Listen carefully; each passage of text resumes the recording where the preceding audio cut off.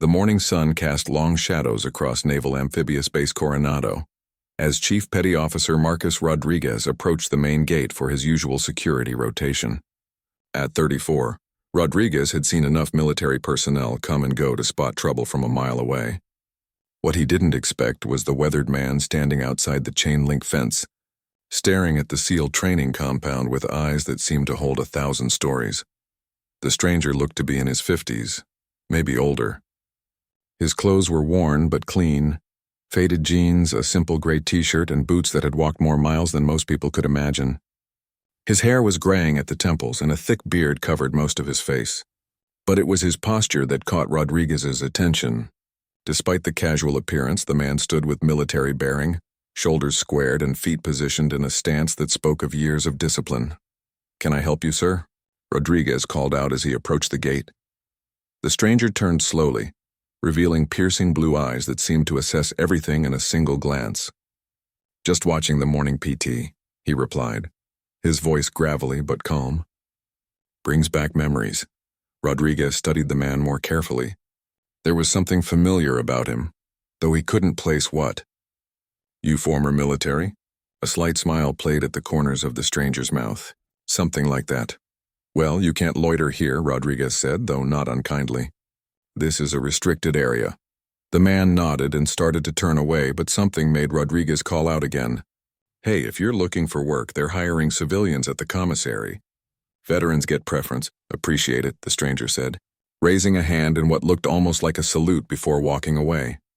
Rodriguez watched him go, noting how the man moved with the fluid grace of someone who had spent years staying alive in dangerous places. There was definitely more to this guy than met the eye. 3 days later, the stranger was back. This time, Rodriguez was coming off a late shift when he spotted the familiar figure sitting on a bench near the public beach that bordered the base. The man was feeding seagulls from a bag of crackers, but his eyes kept drifting toward the training areas where young SEAL candidates were running the obstacle course. "You again," Rodriguez said, approaching the bench. "Mind if I sit?" The stranger gestured to the empty space beside him. "Free country."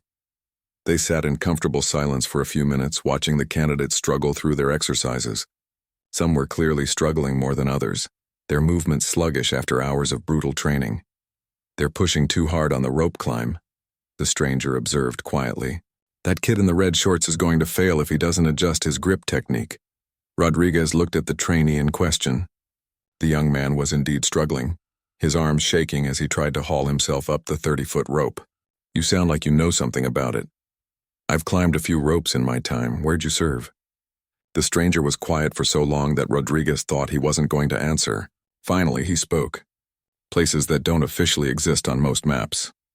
The cryptic response only deepened Rodriguez's curiosity, but he could tell the conversation was over when the man stood and walked away without another word.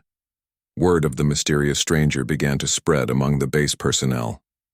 He appeared sporadically, always maintaining a respectful distance from the actual training areas, never causing trouble or trying to gain unauthorized access.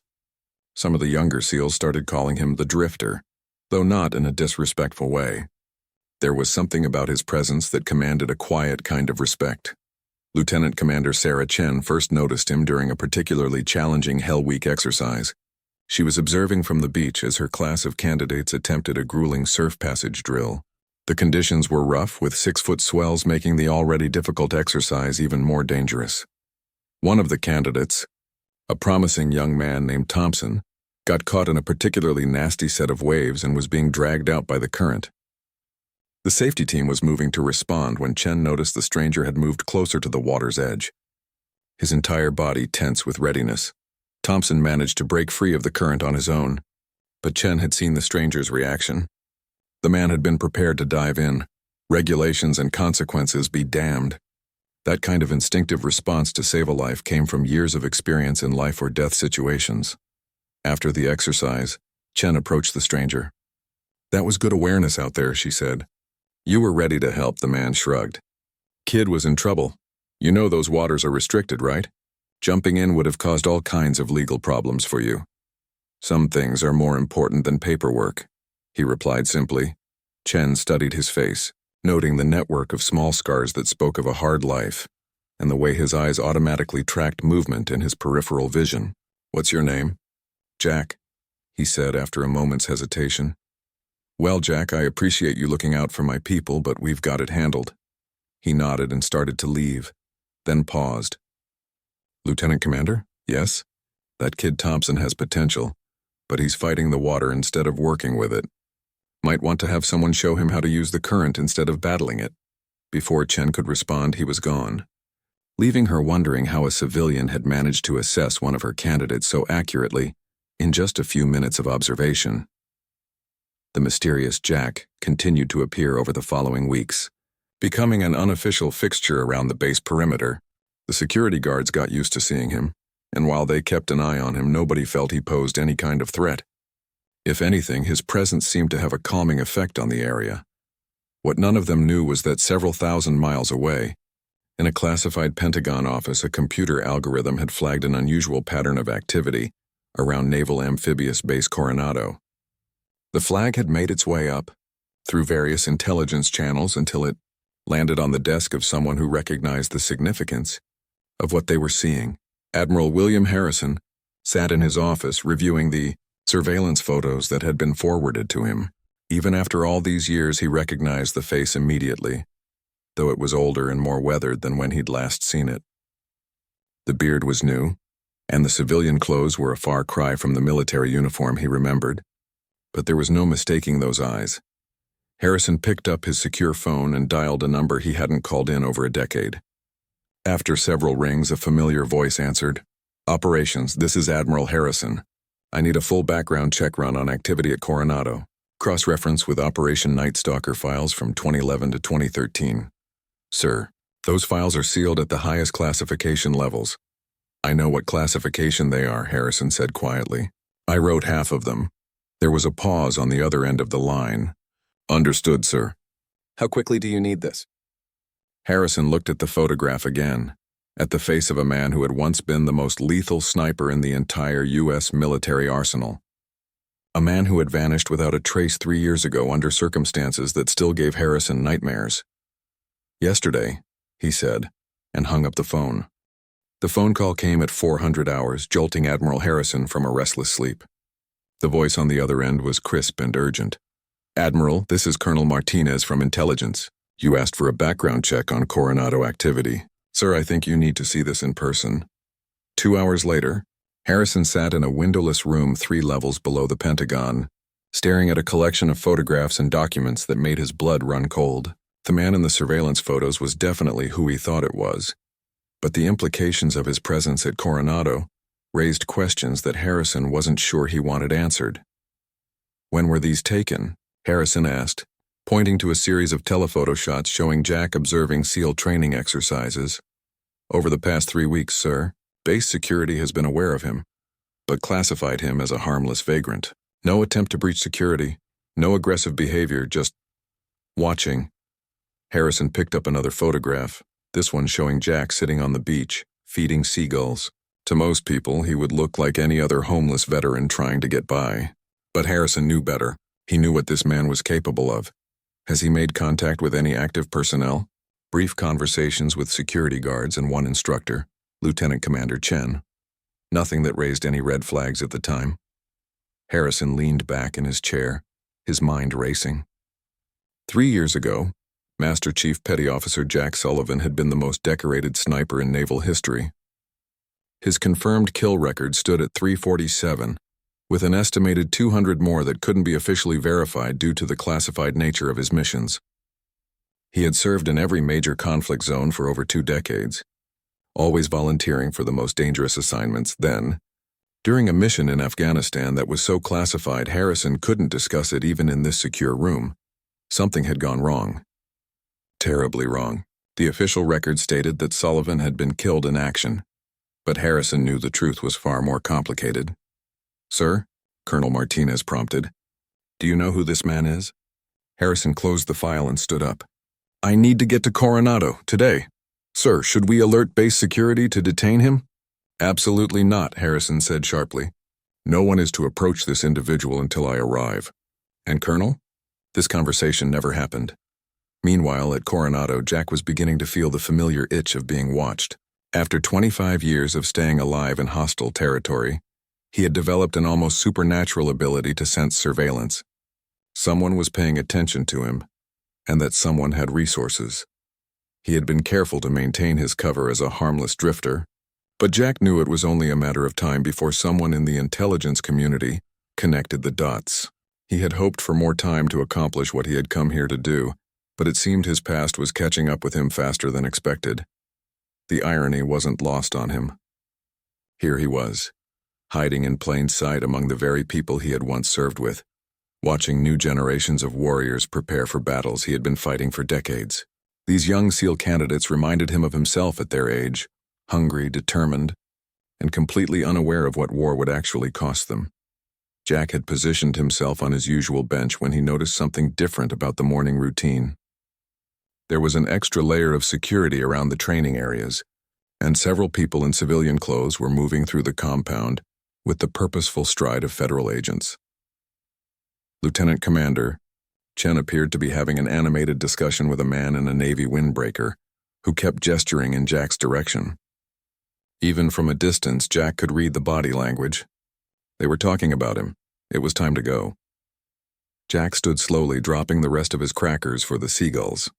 He had learned long ago not to run unless absolutely necessary. Running drew attention and marked you as prey. Instead, he walked calmly toward the parking area where he had left his motorcycle, a beat-up Harley that he had bought with cash 3 months ago. He was 20 feet from the bike when a voice called out behind him, "Master Chief Sullivan." Jack froze. No one had called him by that rank in 3 years. Slowly, he turned around. The man approaching him was in his late 50s, wearing a crisp naval uniform with Admiral's stars on his collar. Jack recognized him immediately, though Admiral Harrison had aged considerably since their last meeting. The recognition was mutual. Harrison's eyes widened slightly as he got his first close look at the man who was supposed to be dead. "Admiral," Jack said quietly. "Been a while. Not long enough, apparently." Harrison stopped about 10 feet away, close enough to talk without being overheard, but far enough to react if Jack decided to run. "You look different without the dress blues. Retirement suits me." "Funny thing about retirement," Harrison said. "Usually requires actually retiring first. Last I checked, you were supposed to be pushing up daisies in some unmarked grave in Afghanistan." Jack's expression didn't change. "Reports of my death were greatly exaggerated." "Cut the crap, Jack. What are you doing here?" For a moment, Jack considered his options. He could deny everything, play the confused vagrant who didn't know what the Admiral was talking about. He could run, though that would only delay the inevitable, or he could tell the truth, or at least part of it. "Watching," Jack said finally. "Watching what?" "The next generation. Seeing if they're ready for what's coming." Harrison studied his face carefully. "And what's coming, Master Chief?" Jack was quiet for a long moment, his eyes distant. When he spoke, his voice carried the weight of hard-earned knowledge. "The same thing that's always coming, Admiral. War, death, choices that will haunt these kids for the rest of their lives. I wanted to see if they were being prepared properly." "And your assessment?" "They're tough. They're dedicated, but they're being trained to fight the last war, not the next one." Harrison frowned. "Explain." Jack gestured toward the training compound. "Everything here is focused on traditional warfare. Small unit tactics, conventional weapons, established rules of engagement. But that's not what they're going to face out there." "What are they going to face?" "Enemies who don't wear uniforms. Children carrying bombs. Civilians who might be hostiles or might just be scared. Situations where the wrong decision gets innocent people killed, but the right decision gets your team killed." Jack's voice grew harder. "They're being trained to be warriors, Admiral. But what they need to learn is how to be soldiers in a war that doesn't have clear winners and losers." Harrison absorbed this quietly. He had suspected that Jack's presence here wasn't random, but he hadn't expected such a thoughtful critique of their training methods. "How long have you been watching?" 3 weeks here. But I've been to Benning, Quantico, Fort Bragg, same story everywhere. We're preparing these kids for battles that their grandfathers fought." "And what would you suggest?" Jack looked directly at the Admiral for the first time since they had started talking. "Let me train them." The request hung in the air between them like a live grenade. Harrison felt his pulse quicken as he considered the implications. Jack Sullivan was officially dead, killed in action during a classified operation. Bringing him back, even unofficially, would require explanations that could compromise ongoing missions and expose government operations that were never supposed to see daylight. But on the other hand, Jack was right about the training. Harrison had seen the reports from recent deployments. Too many good soldiers were coming home damaged or not coming home at all because they weren't prepared for the reality of modern warfare. That's impossible, and you know it, Harrison said finally. Nothing's impossible, just difficult. You're legally dead, Jack. Officially, you don't exist. Then make me exist again. Harrison shook his head. It's not that simple. There are protocols, procedures, chains of command. I can't just resurrect a dead Navy SEAL because he asked nicely. Jack smiled for the first time since Harrison had arrived. Admiral, with all due respect, when have you ever known me to ask nicely? Despite everything, Harrison found himself smiling back. Fair point. They stood in silence for a moment, both men weighing the possibilities and consequences of what Jack was proposing. Finally, Harrison spoke. There might be a way, hypothetically speaking, but it would require you to trust me completely, and it would mean going through channels that officially don't exist. I'm listening. Not here. Too many ears. Harrison pulled a business card from his pocket and handed it to Jack. There's a diner about 20 miles north of here. Meet me there tomorrow at 1400 hours. Come alone, and Jack. Yes, sir. Bring your rifle. The diner sat on a lonely stretch of highway, the kind of place where truckers grabbed coffee and nobody asked too many questions. Jack arrived 15 minutes early, as was his habit, and took a corner booth that gave him clear sight lines to all entrances. His rifle case lay beside him on the bench, drawing curious glances from other patrons who probably assumed he was headed to a hunting trip. Admiral Harrison walked in precisely at 1400 hours, accompanied by a woman Jack didn't recognize. She was in her 40s, athletic build, with the sharp eyes of someone accustomed to evaluating threats. Her civilian clothes couldn't hide the military bearing that marked her as career military. Master Chief, Harrison said, as he slid into the booth across from Jack. This is Colonel Sarah Mitchell, Marine Corps Special Operations Command. Jack nodded politely but kept his expression neutral. Colonel Mitchell has been working on a new training initiative, Harrison continued. Something that might benefit from your particular expertise. Mitchell leaned forward slightly. Admiral Harrison has told me quite a bit about your service record. Impressive doesn't begin to cover it. Ancient history, Jack replied. Is it? Mitchell pulled a tablet from her briefcase and slid it across the table. These are casualty reports from the last 6 months. Special operations personnel, all killed in action in situations that could have been avoided with better training. Jack glanced at the screen, seeing names and faces of young soldiers who would never come home.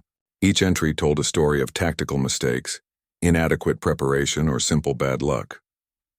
But Jack could read between the lines. Many of these deaths were preventable. What's your point, Colonel?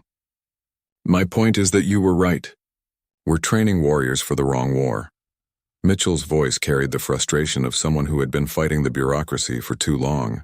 I've been trying to implement new training protocols for 2 years, but every time I propose something outside conventional doctrine, it gets shot down by committee. Harrison picked up the conversation. Colonel Mitchell needs someone with credibility to validate her new approach, someone whose combat record is unquestionable, someone who doesn't officially exist, Jack said dryly. That's actually an advantage, Mitchell replied. It means you're not bound by the same political constraints that limit the rest of us. Jack studied both officers carefully. This felt like a recruitment pitch, but he couldn't shake the feeling that there was more to it than they were telling him. What exactly are you proposing?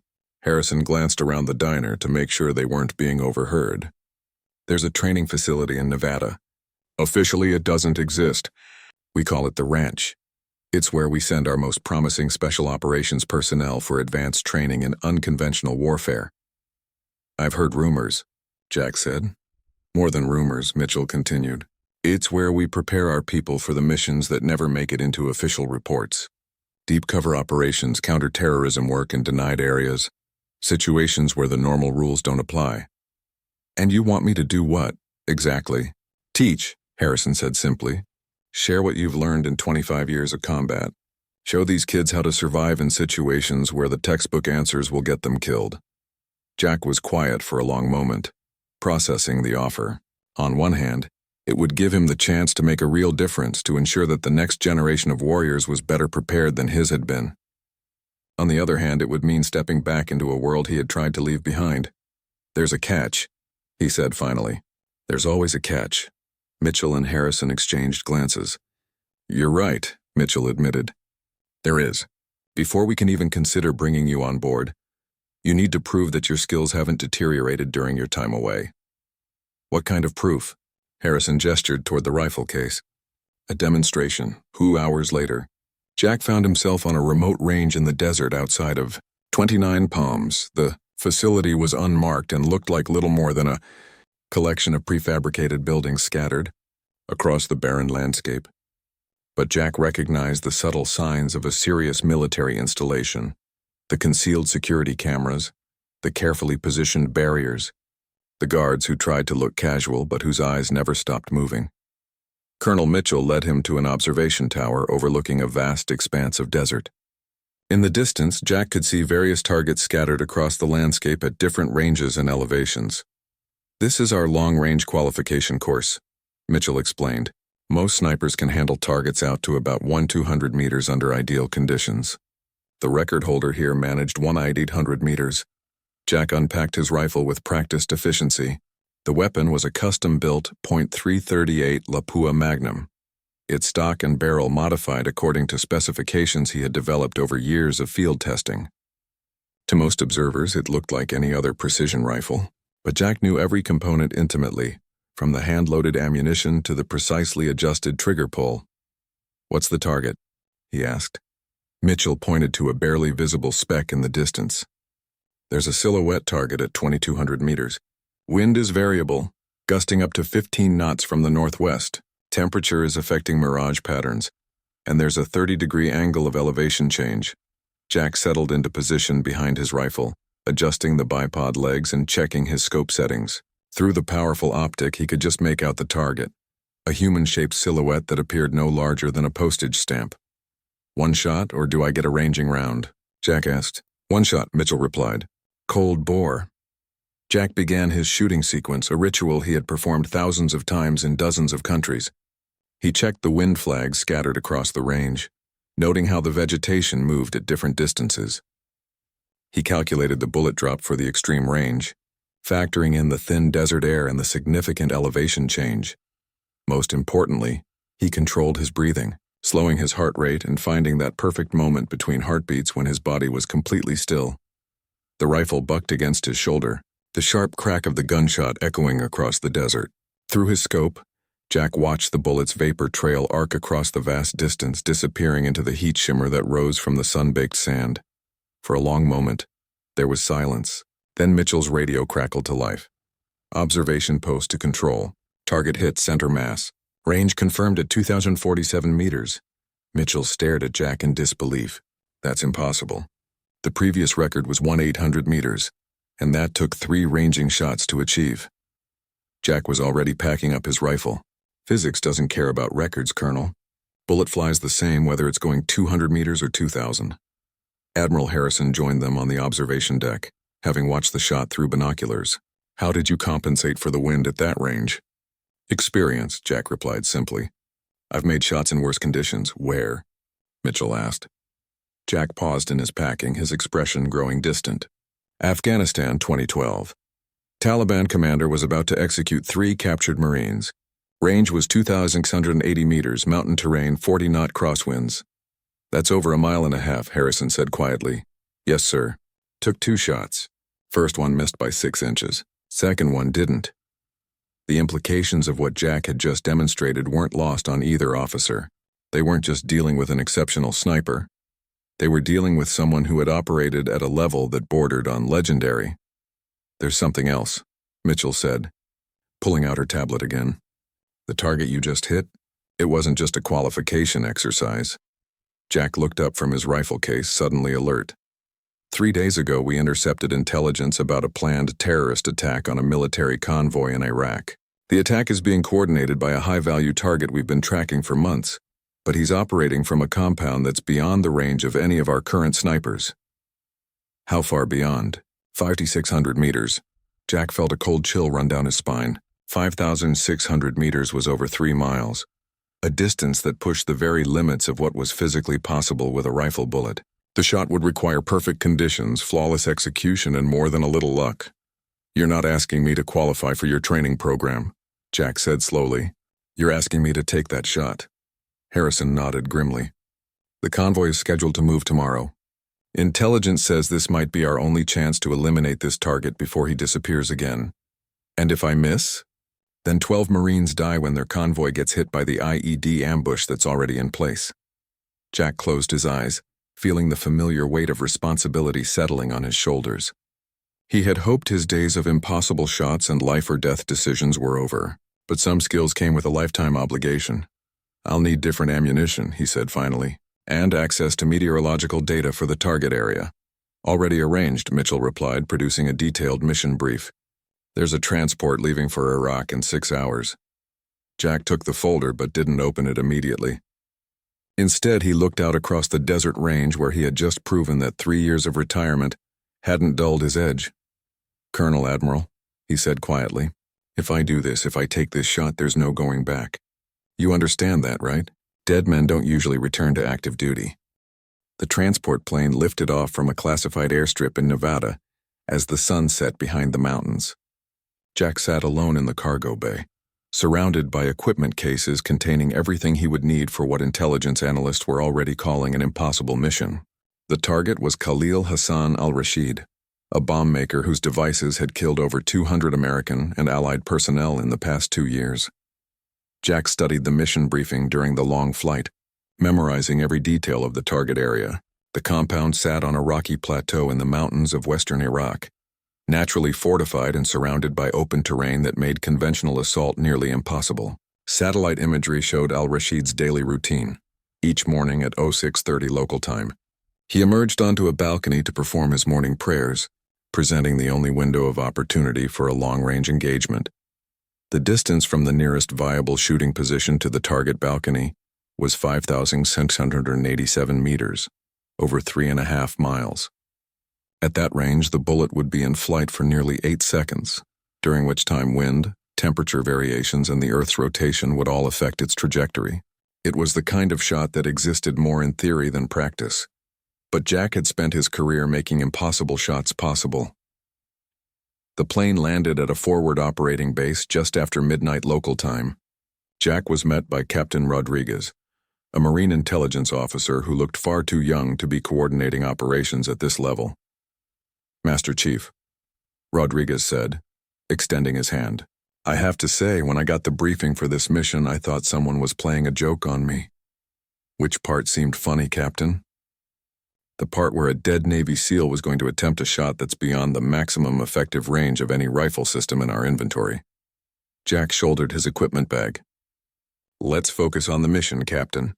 What's the current situation?" Rodriguez led him to a briefing room where satellite feeds showed real-time imagery of the target compound. "Al-Rashid is definitely still in the area. Our signals intelligence picked up his phone signature 2 hours ago. Weather forecast shows clear skies with minimal wind for the next 6 hours. What about the convoy?" 12 Marines in 3 vehicles scheduled to transit Highway 1 at 800 hours. Intelligence confirms the IED ambush is in place.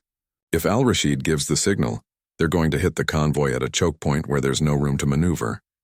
Jack studied the tactical display. Everything depended on precise timing. He had a window of perhaps 30 minutes when al-Rashid would be exposed on the balcony, and the convoy would still be an hour away from the ambush site. Transport to the shooting position. Helicopter insertion to a landing zone about 2 kilometers from your position. You'll have to cover the remaining distance on foot to avoid detection. Jack nodded. 2 kilometers of rough mountain terrain in darkness, carrying a full sniper kit. It would be challenging but manageable. "One more thing, Master Chief," Rodriguez said quietly. "This mission is completely off the books. If something goes wrong, if you're captured or killed, the official position is that you don't exist. Understood?" 2 hours later, Jack lay prone on a rocky ridge overlooking the valley where al-Rashid's compound sat in the distance. Through his spotting scope, the building looked like a tiny model, its details barely visible even with maximum magnification.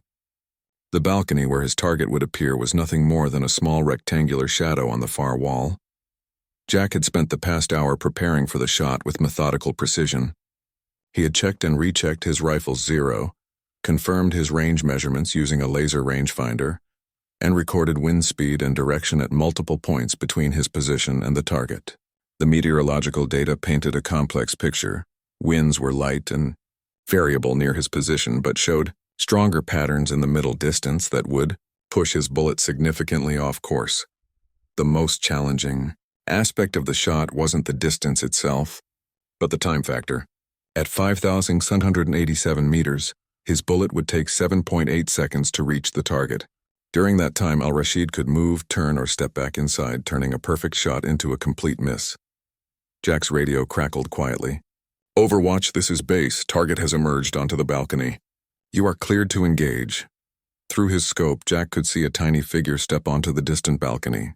The magnification was so extreme that heat waves and atmospheric distortion made the target appear to shimmer, like a mirage. At this range, Al-Rashid appeared as little more than a dark speck against the lighter background of the building wall. Jack began his breathing sequence, slowing his heart rate and finding his natural respiratory pause. He had performed this ritual thousands of times, but never under these conditions. The margin for error was essentially zero. A miss by even a few inches would mean failure and the deaths of 12 Marines. He adjusted his scope for the extreme range, dialing in elevation corrections that pushed the reticle far above the visible target. At this distance, he would actually be aiming at empty sky above the balcony, trusting physics and experience to bring the bullet down onto target. The wind was the wildest variable. Jack's calculations showed multiple wind layers between his position and the target, each pushing the bullet in different directions. He made his best estimate and held slightly left of center, but knew that even a small miscalculation would send the bullet wide of the mark. Jack found his shooting position, checking his body alignment and ensuring that his rifle was perfectly stable. Through the scope, Al-Rashid appeared to be in the middle of his morning prayers, facing away from Jack's position. The pose was perfect, the target was stationary and presenting his full body profile. "Overwatch. You have approximately 20 minutes before the convoy enters the danger area." Rodriguez's voice whispered through his earpiece. Jack ignored the radio and entered the meditative state that had made him legendary among military snipers. Everything else, the mission timeline, the political implications, even the lives hanging in the balance, faded away until there was nothing but him, his rifle, and the impossibly distant target. He pressed the trigger with the steady pressure of a surgeon making a critical incision. The rifle bucked against his shoulder, the muzzle blast echoing off the surrounding rocks. Through his scope, Jack watched the vapor trail of his bullet arc high into the morning sky, disappearing into the heat shimmer that rose from the valley floor. For nearly 8 seconds, the world held its breath. Jack counted the seconds in his head, tracking the bullet's theoretical flight path and trying to compensate for variables he couldn't see or measure. At this range, he was as much fortune teller as marksman, predicting where his target would be when the bullet finally arrived. 7 seconds. 8 seconds. 9 seconds. Through his scope, Jack saw Al-Rashid suddenly stagger and fall backward onto the balcony. Even at this distance, even through the atmospheric distortion, there was no mistaking what had happened. The impossible shot had found its mark. "Target down," Jack reported quietly into his radio. "Confirmed target neutralized." Rodriguez's voice came back excited and disbelieving. "Overwatch, we show impact on target." "How did you—" "Never mind." "Outstanding work." Jack was already packing up his rifle. The shot itself was over, but the mission wasn't complete until he was safely extracted from the area. And more importantly, until the Marine convoy was notified that the IED ambush had been compromised. As he broke down his shooting position and prepared to move to the extraction point, Jack allowed himself a moment of quiet satisfaction. The shot would never appear in any official records, and most people would never believe it was possible, even if they heard about it. But somewhere in Iraq, 12 Marines would live to see another day because of what had just happened on this remote mountain ridge. The radio crackled again. "Overwatch, this is base. Convoy has been notified and is taking an alternate route. IED site is being marked for disposal. Mission complete." Jack shouldered his pack and began the long trek back to the extraction point. In a few hours, he would be back in Nevada, and then presumably back to his new role training the next generation of special operations personnel. But for now, He was simply a professional who had done his job under impossible circumstances. As he walked through the pre-dawn darkness, Jack reflected on the strange turns his life had taken. 3 days ago, he had been a homeless drifter watching SEAL training from outside the fence. Now he was back in the game, having just completed a shot that would be talked about in whispers among the special operations community for years to come. The irony wasn't lost on him. He had tried to leave this world behind, tried to find peace in anonymity and distance, but some skills carried a lifetime obligation, and some responsibilities couldn't be abandoned just because you wanted a quiet life. The extraction helicopter appeared as a distant speck against the lightening sky, coming to carry him back to a world where Jack Sullivan officially didn't exist, but where his particular talents were desperately needed. As he climbed aboard the aircraft, Jack wondered what Admiral Harrison and Colonel Mitchell had planned for his next assignment. Somehow he suspected that training new recruits was going to be the easy part. The Nevada facility looked different when Jack returned from Iraq. What had seemed like a collection of unmarked buildings in the desert now revealed itself as a sophisticated training complex designed to simulate every conceivable combat environment.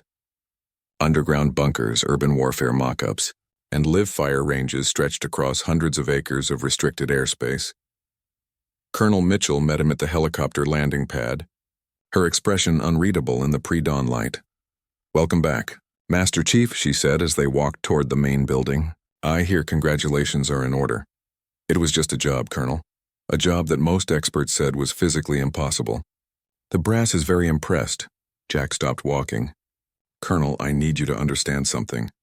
I didn't come back to be anyone's trophy sniper. I came back to train people. If all you want is someone to take impossible shots, you've got the wrong man." Mitchell studied his face carefully. "And if I told you that training these people might require some unconventional methods?" "I'd say that depends on what you mean by unconventional." She led him into a briefing room where a dozen personnel files were spread across a conference table. Each folder contained photographs and service records of men and women who looked to be in their 20s and early 30s. "These are your students," Mitchell said. 12 of the most promising special operations personnel we've identified in the past year. SEALs, Rangers, Force Recon Marines, Special Forces. Each one has been recommended for advanced training based on their performance in conventional operations. Jack picked up one of the folders and skimmed the contents. Staff Sergeant Maria Santos, Force Recon Marine, 3 combat deployments, expert marksman rating, fluent in Arabic and Farsi. On paper, she looked like an ideal candidate. "What's the catch?" Jack asked.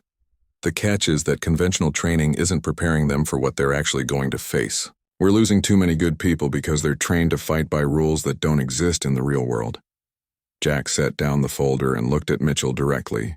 "What exactly do you want me to teach them?" "Everything," she replied. "How to make impossible shots under terrible conditions. How to survive in hostile territory with no support. How to make life and death decisions when there's no good answer. How to come home alive from places where the mission parameters are more suggestion than absolute. And you want me to do this without breaking any of them?" "I want you to break all of them," Mitchell said quietly, "and then build them back up into something stronger." Jack was quiet for a long moment, considering the implications. What Mitchell was describing wasn't training. It was a complete reconstruction of how these people thought about warfare and their place in it. "When do I start?" "Tomorrow. But first, there's someone you need to meet." Mitchell led him deeper into the facility, through corridors lined with classified equipment and weapon systems that Jack didn't recognize. They stopped at a door marked only with the number 7. Inside, Jack found Admiral Harrison sitting across a desk from a man in civilian clothes who looked to be in his early 40s. The civilian had the kind of tan that came from spending time in desert climates, and his handshake carried the firm confidence of someone accustomed to command. "Master Chief Sullivan," Harrison said, "I'd like you to meet Director James Morgan, Central Intelligence Agency." Morgan gestured for Jack to sit down. "Master Chief, your shot in Iraq has created some interesting opportunities. There are people in Washington who are suddenly very interested in what else you might be capable of." Jack felt his jaw tighten. "I'm not interested in becoming anyone's pet assassin, Director." "That's not what we're talking about," Morgan replied smoothly. "What we're talking about is a new kind of training program. Something that prepares our people for missions that fall outside normal military parameters. Meaning operations where the rules of engagement are fluid, where success depends more on judgment than doctrine, and where the difference between victory and disaster often comes down to individual decision-making under extreme pressure. Harrison leaned forward. Jack, what we're proposing is essentially creating a new generation of special operations personnel. People who can operate independently in denied areas, who can adapt to changing circumstances without waiting for orders from headquarters. And you want me to be their instructor? We want you to be their creator, Morgan said. Take these 12 people and turn them into something the enemy has never seen before. Jack looked around the room at the 3 senior officers who were proposing to fundamentally change how America's elite warriors were trained. It was ambitious, dangerous, and probably necessary, given the changing nature of global conflict. What resources would I have? Unlimited budget, complete operational autonomy, and access to any training environment or simulation system you think you need, Mitchell replied. The only limitation is time. We need these people ready for deployment in 6 months. 6 months to completely retrain 12 already elite operators.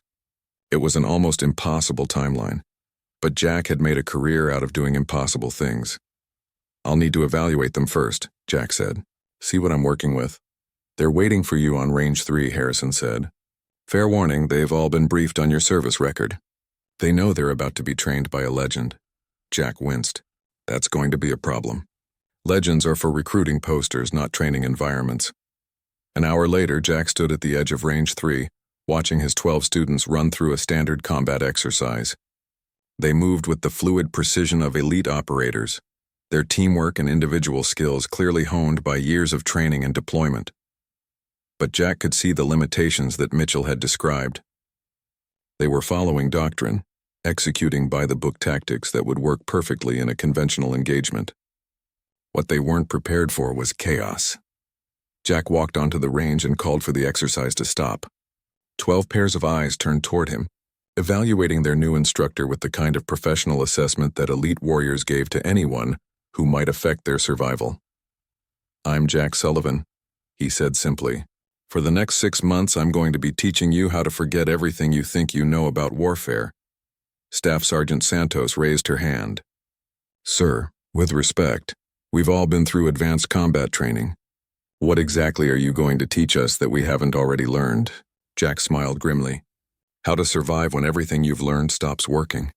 How to make decisions when your training manual doesn't have the right answer. How to complete missions that officially never happened. He gestured toward the targets they had been engaging. This exercise you just completed? Perfect execution, textbook tactics, 0 casualties. In a training environment, you'd all get high marks. But, asked Sergeant First Class David Kim, a Special Forces operator with Korean War veteran grandfather. But in the real world, the enemy doesn't follow your training scenarios. They use children as suicide bombers, hide weapons in hospitals, and set up ambushes that turn your own tactics against you. Jack walked to the center of the group. Over the next 6 months, I'm going to put you in situations where there is no right answer, only choices that will haunt you for the rest of your lives. I'm going to force you to make impossible decisions under conditions that will break most people. The group exchanged glances, uncertainty replacing the confidence they had shown moments before. Some of you are going to want to quit, Jack continued. Some of you are going to think I'm trying to destroy everything you've worked to become. You'll be right. I'm going to destroy who you are now because who you are now isn't going to survive what's coming. And what is coming? Santos asked quietly. Jack looked at each of them individually, seeing young versions of himself in their faces. They were about to embark on a journey that would fundamentally change how they understood warfare, leadership, and their own capabilities. War without rules, he said. Enemies without uniforms. Missions where success and failure are separated by inches and split-second decisions. Operations where the only backup is what you carry with you and the only plan is the one you make on the ground. He paused, letting the weight of his words settle over the group. Tomorrow morning, we start with a simple exercise. I'm going to place each of you in a scenario where every possible choice leads to people dying. Your job will be to find the choice that leads to the fewest deaths and then live with the consequences of that decision. Jack turned and started walking toward the facility buildings. Get some sleep, he called over his shoulder.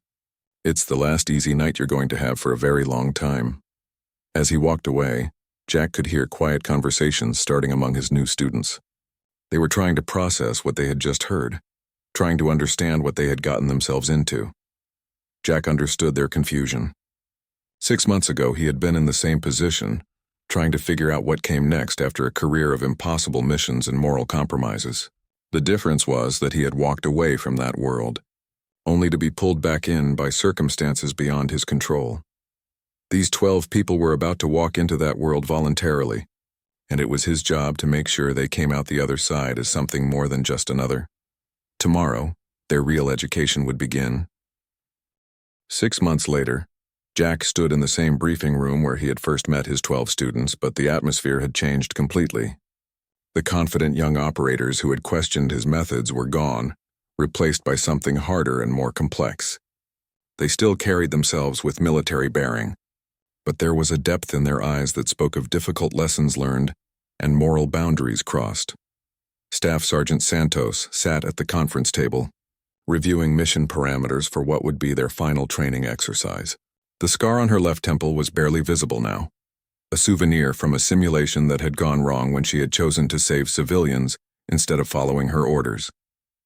The choice had been the right one, but it had cost her team the mission objective and nearly gotten her killed. Sergeant First Class, Kim studied satellite imagery with the intense focus of someone who had learned that missing details could mean the difference between success and catastrophe. 3 months earlier, he had failed to notice a secondary escape route during a hostage rescue simulation, allowing the terrorists to escape with their captives. The lesson had been brutal but necessary. Each of Jack's students carried similar scars, both physical and psychological. He had put them through scenarios that would have broken most people, forced them to make choices that challenged everything they believed about honor, duty, and sacrifice. Some had wanted to quit, just as he had predicted, but none of them had. Final exercise briefing, Jack announced, walking to the front of the room. This one is different from everything we've done before. He activated the wall display, showing a detailed map of a fictional Middle Eastern city. Intel reports indicate that a high-value target is being held in an urban compound. The target has information that could prevent a major terrorist attack, but the compound is located in a densely populated civilian area. Jack pointed to various locations on the map. Complicating factors, the hostage is being held on the 3rd floor of a building that houses a medical clinic on the ground level. There are approximately 30 civilians in the building at any given time, including children receiving treatment for malnutrition. Santos raised her hand. What's our mission objective? Extract the target alive while minimizing civilian casualties. Time limit is 4 hours before the terrorist cell moves him to an unknown location. What assets do we have? Kim asked. 12 operators, standard loadout, 2 vehicles, and whatever you can acquire locally. No air support, no backup, no extraction plan. The room was quiet as the team processed the parameters. After 6 months of training, they understood that Jack never presented simple scenarios. There would be complications, moral dilemmas, and choices that had no good answers. Sir, said Petty Officer Rachel Torres, a SEAL whose specialty was close-quarters combat. Are we authorized to level the building if necessary? Jack smiled grimly. You're authorized to complete the mission by any means necessary. How you define necessary is up to you. The exercise began at 400 hours the next morning. Jack watched from the command center as his team infiltrated the mock city that had been constructed in the Nevada desert. Every building was populated with role players, some acting as civilians, others as potential threats. The scenario was designed to be as realistic as possible, with hidden cameras recording every decision and consequence. For the first 2 hours, everything went according to plan. The team conducted reconnaissance, identified the target building, and developed a tactical approach that would minimize exposure to civilian areas. They were executing flawlessly until the scenario threw them their first curveball. Control to all units, came the voice over their radio. Intel update. Target building is now showing signs of a possible epidemic. Medical personnel on scene are treating what appears to be a highly contagious disease. Civilian evacuation is not possible due to quarantine protocols. Jack watched as his team processed this new information. Suddenly, their mission wasn't just about extracting one person. It was about operating in a contaminated environment where any mistake could potentially spread a deadly disease to the surrounding population. Santos, acting as team leader, made the decision to proceed but with modified protocols. They would use full protective gear, limit their time inside the building, and establish a decontamination procedure for extraction. But Jack wasn't finished with them yet. At the 3-hour mark, just as the team was preparing to enter the target building, another complication arose. The role players acting as the terrorist cell began executing their hostages, civilians who had been designated as political prisoners. The team could hear gunshots from inside the building, knowing that with each passing minute more innocent people were dying. This was the moment Jack had been building toward. His students now faced the classic special operations dilemma: follow the original mission parameters and extract their target, or deviate from the plan to save the civilians who were being murdered. Torres made the call to split the team. Half would continue with the original mission while the other half attempted to stop the executions. It was a decision that went against standard doctrine, which emphasized mission focus over secondary objectives. Jack watched as chaos erupted inside the mock building. The team successfully extracted their target, but in doing so they had compromised their tactical position and allowed several civilians to be killed. The mission was technically successful, but the cost had been higher than acceptable. In the debrief that followed, Jack could see the weight of the decision on his students' faces. They had succeeded in their primary objective but failed to save everyone they might have saved. It was exactly the kind of moral complexity they would face in real operations. Assessment, Jack said simply. Santos spoke first. We completed the mission, but our execution was flawed. The decision to split the team violated tactical doctrine and resulted in unnecessary casualties. Do you regret the decision? No, sir. Under the same circumstances, I would make the same choice. Sometimes tactical doctrine has to take a back seat to doing what's right. Jack nodded, and that's exactly what you needed to learn. In the field, you're going to face situations where the textbook answer gets people killed and the right answer gets you court-martialed. Your job is to find the third option. Over the following week, Jack conducted individual assessments with each team member. The conversations were private and personal, touching on lessons learned and psychological adaptation to the moral complexities of unconventional warfare. You've changed, he told Kim during their final session. 6 months ago, you were a perfect soldier who followed orders without question. Now you're something more dangerous, a warrior who thinks for himself. Is that good or bad, sir? It's necessary.